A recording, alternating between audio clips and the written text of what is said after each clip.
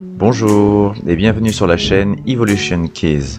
Aujourd'hui je continue la série des vidéos sur l'eau et je vais vous parler d'une part des dangers de l'antimoine et d'autre part des dangers de la réutilisation des bouteilles en plastique. Dans la précédente vidéo, je vous ai parlé des perturbateurs endocriniens. La présence de perturbateurs endocriniens dans les bouteilles en plastique a été mise en évidence par divers chercheurs. L'un de ces perturbateurs endocriniens est l'antimoine. L'antimoine est un minéral. L'antimoine et ses produits dérivés sont utilisés dans beaucoup de procédés industriels modernes, y compris dans l'industrie du plastique. Mais l'antimoine est connu pour être un perturbateur endocrinien. La production de certains plastiques à base de PET, de polyéthylène terephthalate, utilise l'emploi de trioxyde d'antimoine, ce qui est sujet à une controverse parce que ce composé chimique est aujourd'hui suspecté, notamment par l'Union européenne, d'avoir un impact négatif sur la santé. Pour ceux qui ne savent pas ce que c'est, l'antimoine est une substance qui est extraite d'un minerai. Un minerai qui s'appelle la stibine. La stibine est l'élément 51 du tableau de Mendeleïev. L'antimoine est souvent trouvé sous forme de sulfure.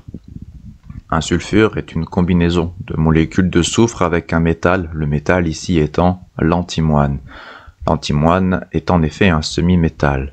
On parle donc ici de sulfure d'antimoine. La stibine, c'est donc du sulfure d'antimoine, avec très souvent des traces d'autres atomes tels que de l'arsenic, du titane, du fer, du plomb, du cuivre, du zinc, du cobalt, de l'argent, de l'or ou encore du bismuth par exemple.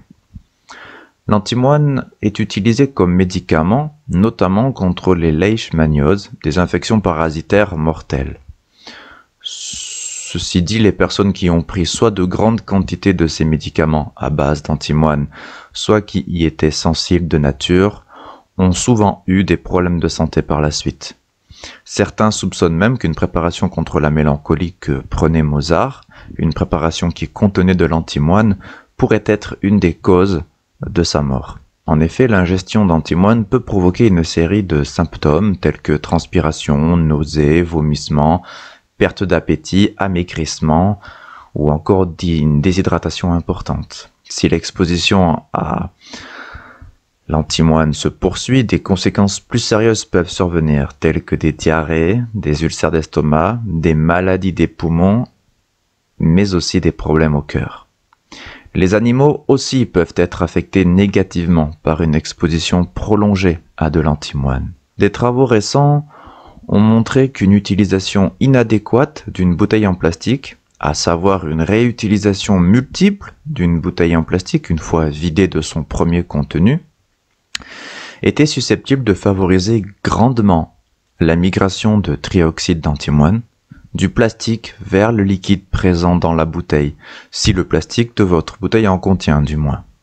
Cette contamination est actuellement considérée comme négligeable entre guillemets par les autorités sanitaires parce que les concentrations de particules qui passent du plastique à l'eau sont généralement très faibles, plus faibles que les normes de tolérance en vigueur.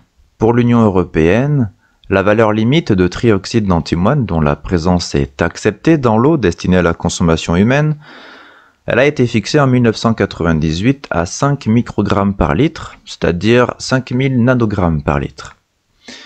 Alors bien que l'on pourrait penser que si les normes en vigueur sont respectées, on ne risque rien du tout pour sa santé, ce n'est pas nécessairement vrai. À ce propos, il y a d'ailleurs 4 éléments importants qui sont à connaître.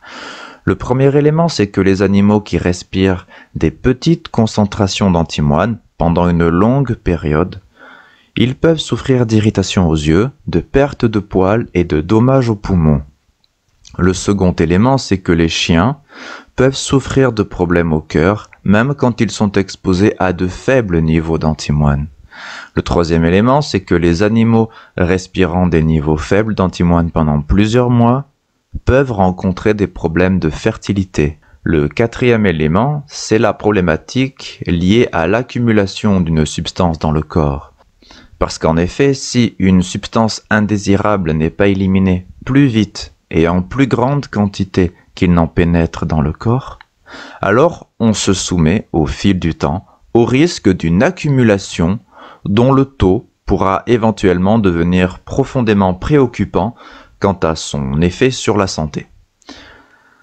Alors bon, suite à ces 4 éléments, je préfère pratiquer pour ma part ce que l'on nomme le principe de précaution. Donc, par principe de précaution, je me tiens loin de cette substance et de tout ce qui en possède, autant que faire se peut. Je dis autant que faire se peut parce qu'encore faut-il savoir dans quel produit il y en a. Ceci dit, comme on sait qu'il peut y en avoir dans les bouteilles d'eau en plastique, alors j'essaie au maximum d'éviter de boire de l'eau contenue dans des bouteilles en plastique. Et toujours par principe de précaution, si je me retrouve dans une situation où je n'ai pas pu faire mieux qu'utiliser une bouteille en plastique, alors une fois le contenu premier de la bouteille totalement utilisé, une fois qu'elle est vide, la bouteille, je m'abstiens de mon mieux de réutiliser cette bouteille à des fins alimentaires, notamment en y plaçant un liquide de mon choix pour le consommer instantanément ou plus tard. D'ailleurs, à ce propos, il existe un autre fait souvent ignoré lié à la réutilisation des bouteilles en plastique au fil du temps. Là, j'ai parlé de la migration du trioxyde d'antimoine qui pouvait être favorisée par une réutilisation des bouteilles en plastique au fil du temps, mais il y a un autre fait vraiment souvent ignoré lié à la réutilisation des bouteilles en plastique au fil du temps.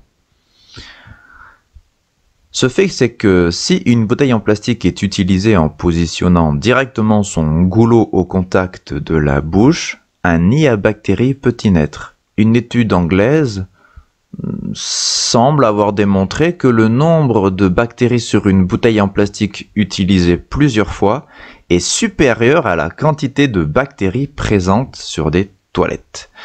C'est quand même bien surprenant. Et il paraîtrait que plus de 60% des bactéries examinées par cette équipe de chercheurs anglaises peuvent potentiellement, ces bactéries, nuire à la santé.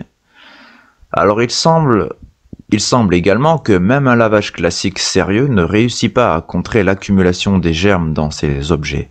Il faudrait donc y mettre des sérieux moyens pour les éliminer, ce qui serait beaucoup d'efforts et d'argent dépensés inutilement, vu qu'il suffit simplement de ne pas réutiliser une bouteille en plastique pour résoudre ce problème de nid à bactéries. Mieux encore, il suffit de ne pas boire une eau qui se trouve dans une bouteille en plastique en y portant le goulot à la bouche, au contact direct de la bouche. C'est probablement lié à toutes ces raisons que l'on dit que les bouteilles en plastique de type PET ne sont pas conçues pour être utilisées plus d'une fois.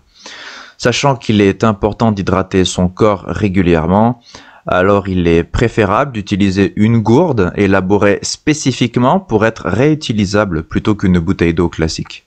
Il existe à cet effet d'ailleurs des gourdes en inox ou en verre qui sont excellentes et très pratiques. Bien sûr, dans son domicile, on peut aussi tout simplement utiliser des verres dont je vous recommande de surveiller l'état d'hygiène au fil de leur utilisation, c'est toujours mieux. Voilà ce dont je voulais vous entretenir sur ces sujets. En attendant la suite, si vous voulez sans plus attendre obtenir une eau pure, saine et qui est sûre pour la santé, je vous invite à aller voir dans la barre d'informations située sous cette vidéo la solution que je vous propose dans ce but. Et je vous dis à plus tard.